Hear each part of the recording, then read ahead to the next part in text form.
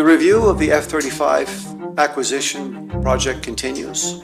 We cut approximately $600 million off the F-35 fighter, and that only amounts to 90 planes. F-35 fighter jet, a new report showing the plane will now cost taxpayers more than $1.7 trillion.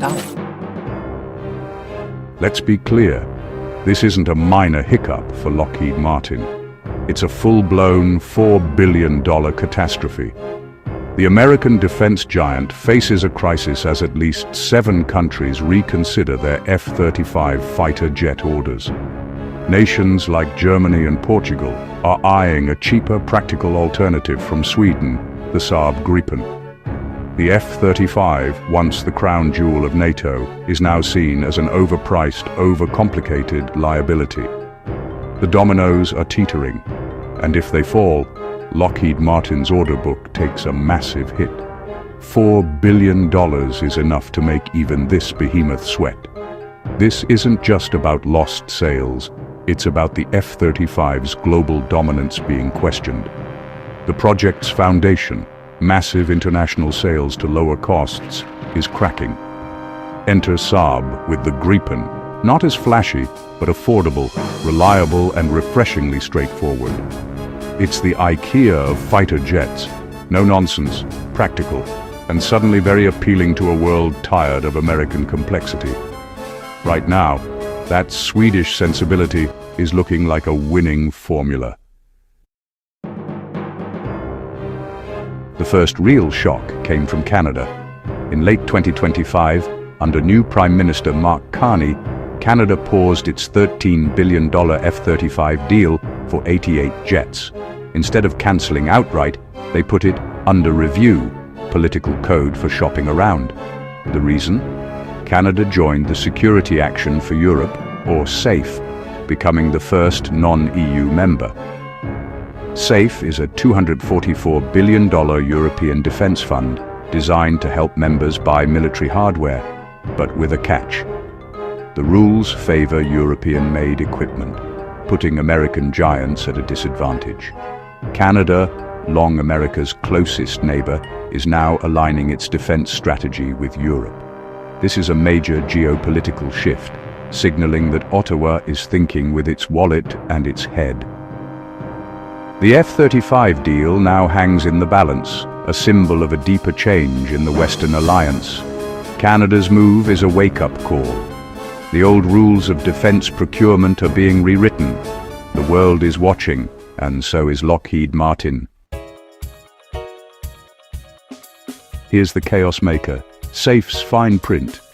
If you use SAFE funds, no more than 35% can be spent on non-SAFE countries, meaning the US is out. Buying the F-35 with European money? Financially impossible. For decades, Europe bought American. Now the tables have turned. Canada's $13 billion F-35 deal clashes with SAFE's rules, forcing a choice: pay full price or buy European. Saab swoops in, offering local Gripen production, making the deal even sweeter. Lockheed Martin is left watching as its dominance is dismantled by a single clause. This isn't just about money. Politics and trust are at play. Years of US unpredictability, especially under Trump, eroded European confidence in American support. Portugal and Germany are rethinking their F-35 orders, worried about future US reliability. There's also a persistent rumor, a kill switch in the F-35 software, letting the US remotely disable jets. The Pentagon denies it, but perception is reality. Even without a literal switch, the US could withhold vital software updates, grounding fleets at will. This fear highlights the breakdown of trust between America and its allies. The Gripen, by contrast, comes with no such baggage. For many, the risk of political leverage outweighs the F-35's technical edge. In today's climate, independence is as valuable as stealth. The Swedish jet is winning hearts by offering both.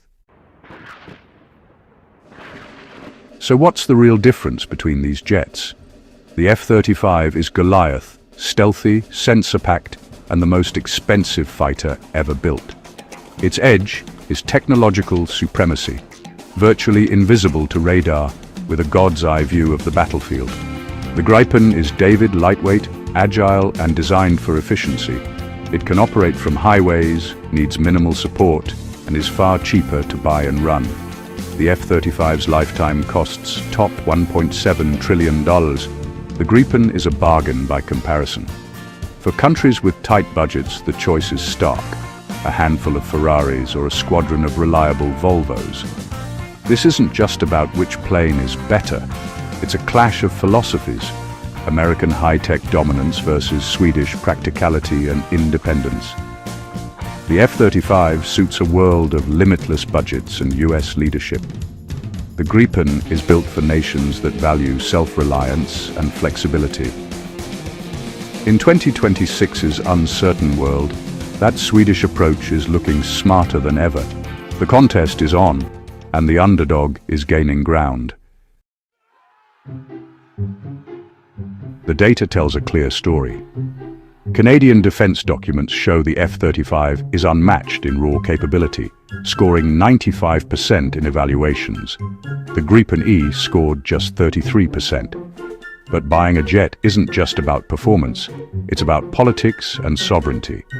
The F-35 ties you to US policy and supply chains, making your security dependent on Washington. The Gripen offers technology transfer and local production, giving countries control over their own defense. It creates jobs, boosts economies, and ensures operational independence. The choice is no longer just about the best machine, but about autonomy versus dependency. For many, the allure of sovereignty is now stronger than the promise of technological supremacy. The balance of power is shifting.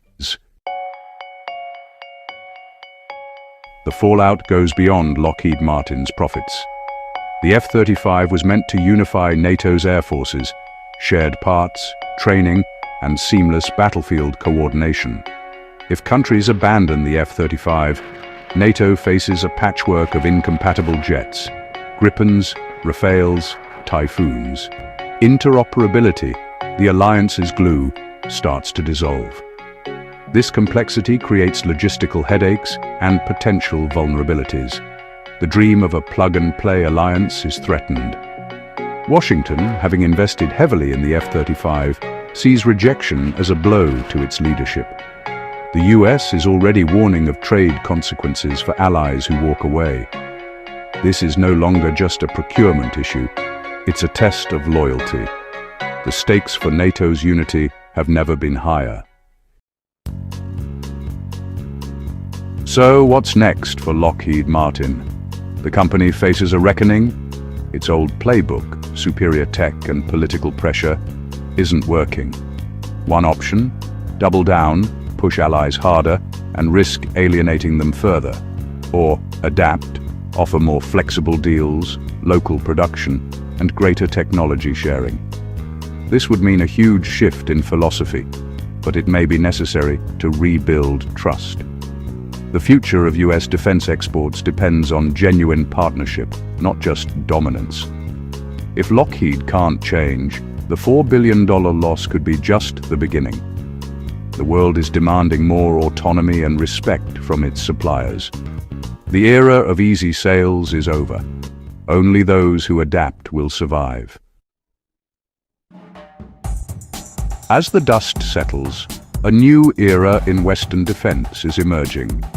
American dominance is no longer a given. Allies are seeking alternatives and autonomy. The SAFE initiative signals a shift toward regional defense blocs and homegrown industry. NATO may evolve into a partnership of interoperable blocs, not a US-led monolith. For buyers, the choice is richer and more complex than ever. The F-35 will remain for those who want the closest US ties and top performance. But the Gripen, Rafale, and Typhoon are now serious, politically attractive contenders. Competition will drive better deals and more technology sharing. Lockheed Martin will survive, but must adapt to a world where even Goliath must learn to be nimble. The game has changed, and everyone is playing by new rules.